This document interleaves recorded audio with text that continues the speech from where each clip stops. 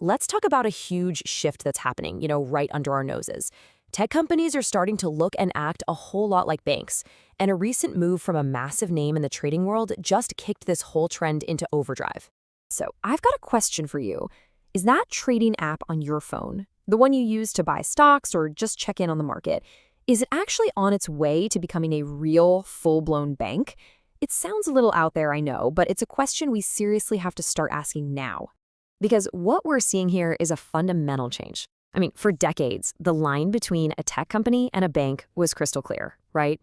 But now, well, that line is getting blurrier practically by the day. And that has huge implications for how all of us manage our money.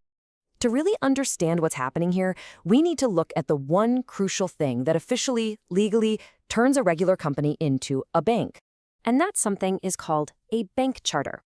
Now, put simply, it's the official government license a company absolutely has to get to operate as a bank. You can't just wake up and decide you're a bank, you have to get approved.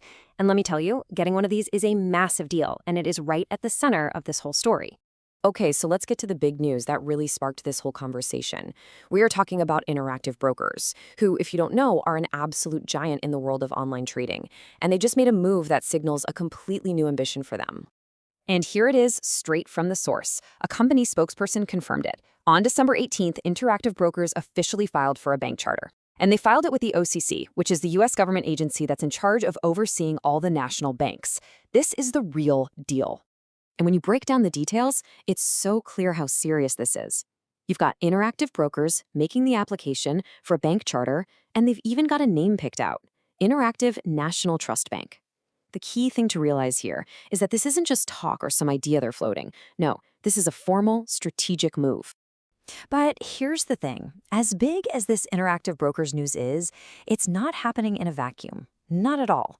It's actually just the latest chapter in a much, much bigger story that's been unfolding. In fact, the reporting on this very event calls it a continuing trend.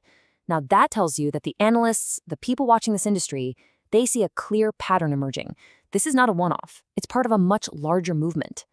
And you want to see just how much momentum there is? Look at this. Interactive Brokers filed their application on December 18th. The very next day, literally the next day, another major player, Mercury Technologies, filed its own application. That is not a coincidence, folks. That is a clear signal of an industry-wide shift happening in real time. And what's so fascinating is that these are not identical companies. You have Interactive Brokers, a famous retail trading platform.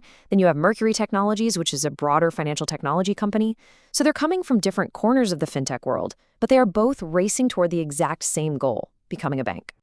So all of this leads us to the most important question of all, right? Why should you care? How does all this high-level corporate stuff actually impact you and your money? Let's boil it down. When the apps on your phone start acting just like the bank on the corner, what does that actually mean for your day-to-day life? Well, first, expect to see more core banking services. I'm talking checking, savings, maybe even loans, popping up right inside the tech apps you already use every day. This, in turn, creates some serious competition for the traditional banks, which, hey, that could mean better products and lower fees for us. It also forces all of us to kind of rethink what a bank even is anymore. And finally, it kicks off this massive, important new debate about how we regulate these powerful new tech bank hybrids. So, as we wrap this up, we're left with this one big thought just hanging in the air.